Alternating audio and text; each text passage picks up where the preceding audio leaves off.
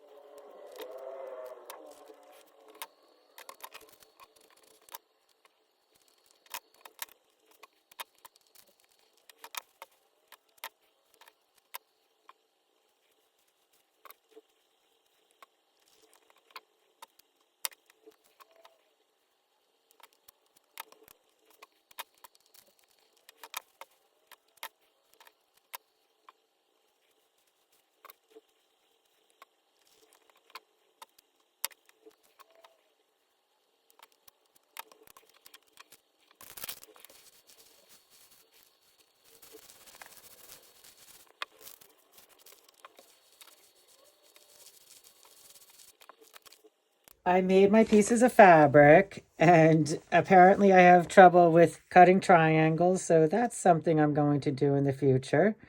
Now I'm going to try to get this off here in one piece. We'll see how that goes. I press them. Let's see, and I'm not liking how that's coming off. I just have to get it off enough to get it onto this other sheet. Let's see. Everything's coming off together, but separate. So let's see. Maybe I need to do some more pressing. Let's try this other one. See if I have better luck here.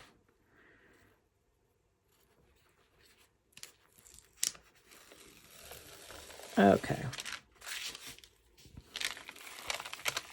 I think before I jump the gun here, though, I should be making some sort of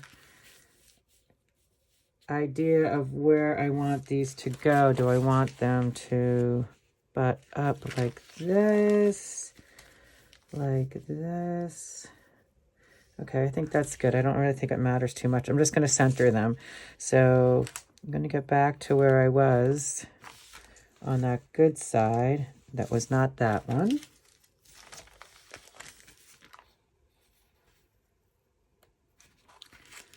Let's see where that was. Okay, there it was. Okay. All right, this one's coming off. Okay. Okay, so let's see if I can get this down here without totally screwing it up. Let's see. I'm just going to do it lightly so I can shift it. Trying to get it. Okay. Just going to do that and see if I can get a corner of this. It's not that one.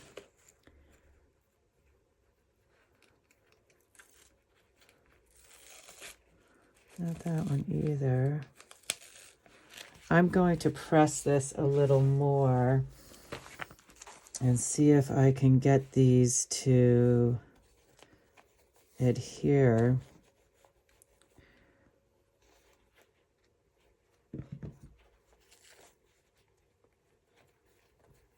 And I did take these other pieces, these little hexagons that I was messing around with, which I like, and I added them in.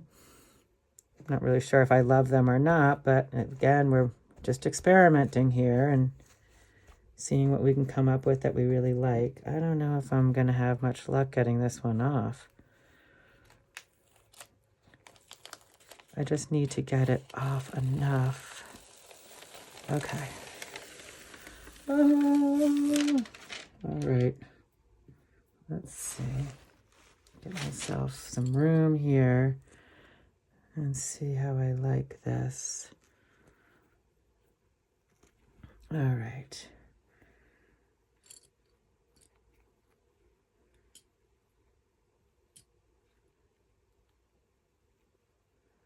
Okay.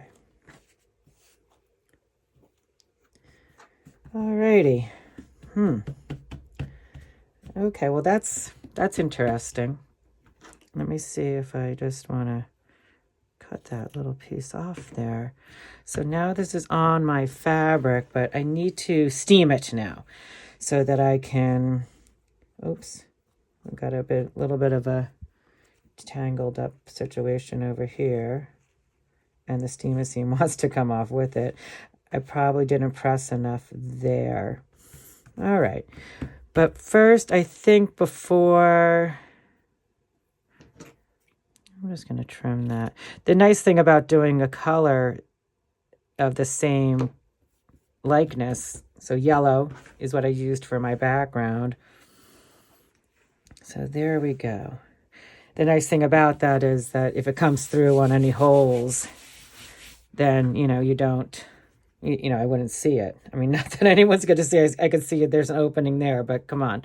Like, that's kind of crazy, Bridge. So now I need to steam this, which I'm going to do. And then once I steam it, I am going to take this and lay it out. But first, I think what I shall do is from this other side, so I don't mess up my ironing board or my table, is I'm just going to take this and wow, that came off nicely, and I want to save this. I guess I could put it on a piece. I could put it here. I mean, I'm a little obsessed with saving everything, but look how funky that is. Okay, so I'm just not going to save this sliver, but I am going to get rid of it. And I'm also going to just cut this down. I'm not going to save that either. And I'm going to get rid of that. I am going to go ahead and steam this. And I have my non-stick needles, which are working very well in my machine. And I'm going to lay this on top of it and clip it with my Wonder Clips. And I'm going to do my quilting. I can't decide which thread to use. They're all fun. I think I'm going to do that. It's kind of crazy, but why not? I have it and we're living it up. So I'm going to do this variegated thread on top of this, and I will come back once that's all quilted, and I'm going to show you how I'm going to do this basket. I did my quilting process. I love how it came out. It gave me a lot of practice on trying to get this straight. It's not perfect. I'm fine with that. I love how it came out. It's stunning. I want to make it into a jacket or something, or take panels and make pockets one day. I also was pleased that these hexagons and this triangle, hexagons and this one little triangle here, and I think some other pieces, had steam seam on them as well. And I pressed that all out with the steam. It had no extra problem with that nonstick needle going through the machine. I did not notice any hindering at all. So I am thrilled with those nonstick needles and the pressing, the steaming process. So that's accomplished, which, for now, hopefully it will continue to be the case. So we shall see. But now I want to make my little basket. And what I first need to do is fold it this way. And I am going to clip it because the organza makes it a little extra slippery, I feel. So I'm just going to go and clip this. I think I'm going to clip it down here as well. I'm not sure how much slippage I'm going to get. So that is my first step. And I am going to take this to my machine, and I am going to do a stitch line about a little over 1/4 inch right down here. But I am going to leave a gap. I might as well mark it and just use my hand. So I'm going to make a gap here and here. So go sew here, back stitch on each side, sew here, back stitch, and sew here, back stitch. And I will be right back. I did my sewing, back stitch. Here's my gap. See if I can get my hand in there. Yep, that's pretty good. I never seem to make that part quite big enough. And now I'm going to just press this open.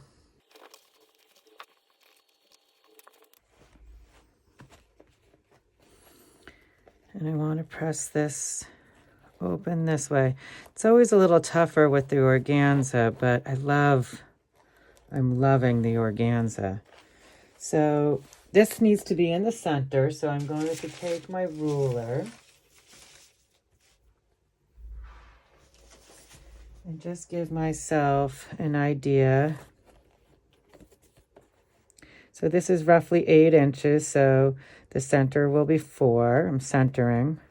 So this just needs to drop down a little more. Okay, there's my...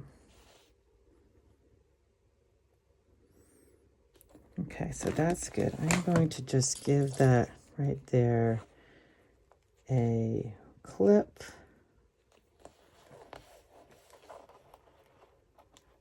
I'm going to clip it on this end as well. Again, just double checking it. That center is pretty much right there on that 4, the middle. So there we have this centered, and I'm just going to give this a press down here and this a press down here, and again I'm going to try to just get this a little more opened up. I can feel it, and I'm just going to try to get that. Now that I'm thinking about it, in the future, when I want to do it this way, I could leave the organza off of each end, and the pressing I could do on just the cotton, so that would be nice and open.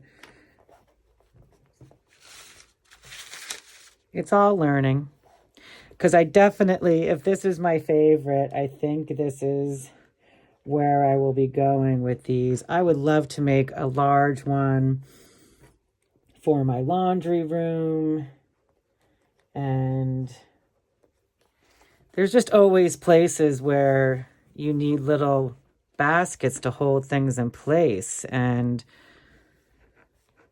I'm hoping that I'm gonna have this as my favorite. So now all you do is you fold up the sides as much as you want. So in my case, I want a 2-inch base. I want the base of my basket to be 2 inches. Roughly, this is roughly 2 inches. So I want to go with that same base. So now all I'm going to do, I'm just eyeballing it because I feel like I'm pretty good now, but let's just take a look, see. Yep. So that's folded up. So if you wanted your base to be wider, you would fold this up more. If you wanted a 3-inch base, you would do this at 1.5 inches.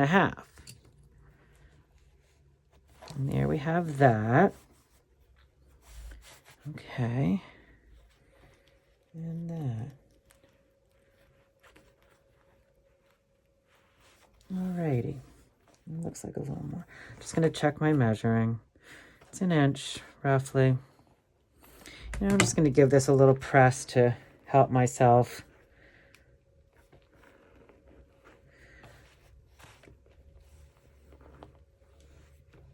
Okay. Next step, take it to the machine, and I am going to do a little more. I'm going to call it a 3/8 inch seam allowance. Right down this side, back tacking, and I might even back tack over this. And then again over here, about 3/8 of an inch, right down here. And making sure to get these seams nice and strong. And I will be back. All right, this is the big reveal. So I'm going to turn this inside out.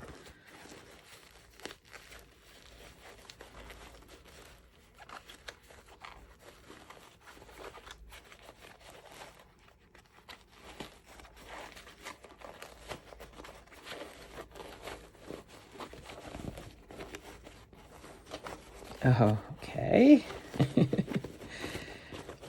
So this is one of the top seams. It takes some, because I've got my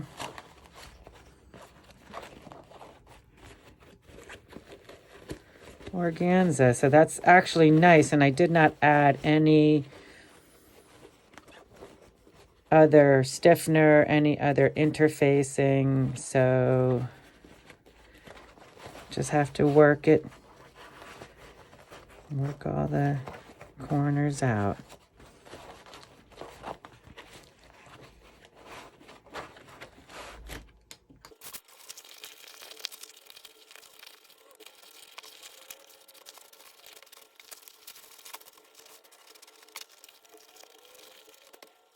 Okay, it took a little finagling. It's nice and stiff, which is nice. As I said, I did not add any extra interfacing, so I'm just poking these, working these corners out, just taking some time. I probably could have cut down some of my seam in there, and that probably would have helped out. But that's okay. It's more just getting in here and pulling everything apart to create that. And I mean, probably doing this. This is another collapsible. So, you know, just getting it down there. And getting its muscle memory. Its fabric memory. Oh, I love it. It's great. So now all I'm going to do is I'm going to go over to my sewing machine, and this is my gap, which is at the top, but it's just beautiful. You look in there and it's just, look how gorgeous it is inside and out. So let me top stitch and we'll take a look at it and see what we think compared to the others. This was such a fun project. I just get more excited every time I do another basket. They seem to get better for me. And I love, love, love how the inside is just as beautiful as the outside. I mean, this is very nice too. I absolutely will cherish it. And I love this fabric. This is a beautiful fabric from Spoonflower. It's great. Next time I do one, I will be able to just make it a shorter, because I do like the tray size of this. This one turned out to be just about 8 inches at the base by 3 inches high and 2 inches deep. So this is a lovely size. And again, I will put the dimensions that I used for this one in the description below. The one thing I would do different on the next one is I would trim my seam allowance. So when I folded it and I stitched across the top and I had these side seams that I stitched, I would trim them after I stitched them. And this, I think, would prove to be not as bulky in here.